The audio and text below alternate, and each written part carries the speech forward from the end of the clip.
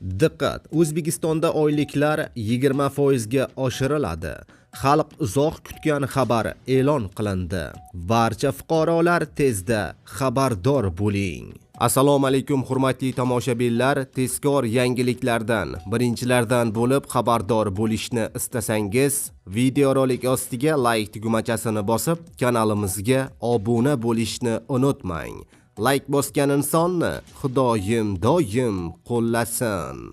Diqqat qiling, prezidentning tegishli farmoni bilan maktab direktorlari va ularning o'rinbosarlari hamda maktabgacha ta'lim tashkilotlari direktorlarining ish haqqi miqdori oshirilmoqda.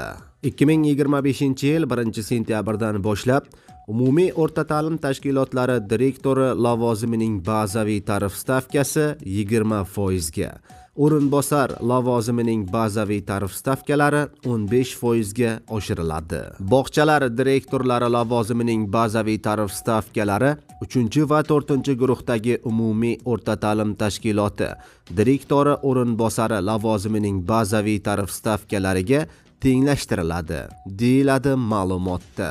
Hurmatli tomoshabinlar, xabarimiz keng tarqalib, barcha fuqarolarga yetib borishligi uchun like bosib qo'yishni unutmang.